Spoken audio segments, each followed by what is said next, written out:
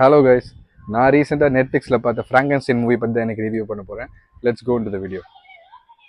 Okay, Frankenstein. Frankenstein is American horror gothic drama movie. 2025 release இது. இந்த படத்தோட writer, producer and director மூணுமே ஒரே ஆள் தான், கிலர்மோ டெல் டோரோ. அவருடைய பார்ட் மூணுத்துலேயுமே பயங்கரமாக பண்ணியிருக்காருன்னு நான் சொல்லுவேன். இந்த படத்தோட பட்ஜெட் $120 million.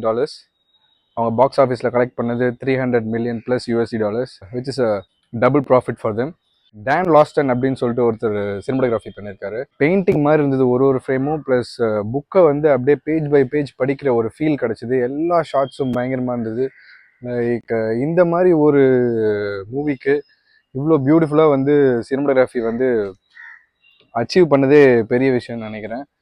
லைக் அவர் நெயில் பண்ணிட்டாரு. ஒரு ஒரு சீனும் ஒரு ஒரு ஃப்ரேமும் பயங்கரமாக இருந்தது. இந்த படத்தோட main cost Oscar Isaac, Moon நைட்டில் பண்ண ஹீரோ, ப்ளஸ் ஜாக் எலார்டி அப்படின்னு சொல்லிட்டு Frankenstein. Our is a Australian actor. அவர் வந்து ஃப்ராங்கன்ஸ்டைனை பண்ணியிருக்காரு. ரெண்டு பேருமே பிச்சு உதர்ந்துருந்தாங்க படத்தில். இந்த படத்தை பார்த்தீங்கன்னா 3 பார்ட்ஸாக பிரிச்சுக்கலாம். ஃபஸ்ட்டு வந்து ப்ரீலியூட்.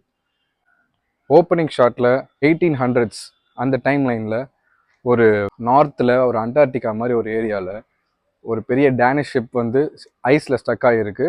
அதுக்கு வந்து ஒர்க்கர்ஸ்லாம் மார்னிங்லேருந்து அந்த ஷிப்பை பிரேக் பண்ணி ஐஸ் பிரேக் பண்ணி அங்கேருந்து மூவ் பண்ணுறதுக்காக ட்ரை பண்ணிகிட்ருக்காங்க. அவங்க எங்கே போகிறாங்கன்னா அவங்க நார்த் போல் நோக்கி போயிட்டுருக்காங்க.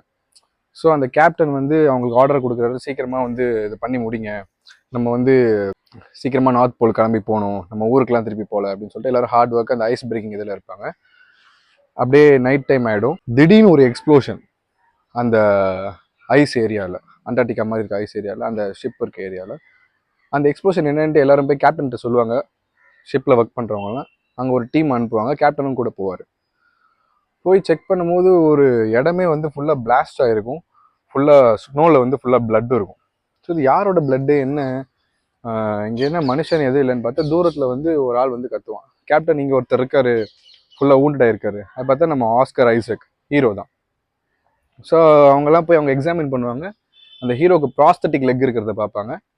பார்த்துட்டு அவர் பயங்கரமாக ஊண்டட் ஆகிருப்பார். சரி, இவரை ஷிப்பில் வந்து நம்ம கொண்டு போயிடலாம் அப்படின்னு சொல்லிட்டு அந்த ஹீரோவை வந்து அங்கேருந்து தூக்கி ஷிப்புக்கு கொண்டு போயிட்டுருப்பாங்க. திடீர்னு பார்த்தா ஒரு மோசமான கிரியேச்சர் வந்து அவங்கள அப்படியே அங்கேருந்து துரத்தும். அந்த எக்ஸ்ப்ளோஷன் பக்கத்துலேருந்து ஓடி வரும், இவங்களை அப்படியே துரத்து இவங்க எல்லாம் ஷிப்புக்கு ஓடுவாங்க.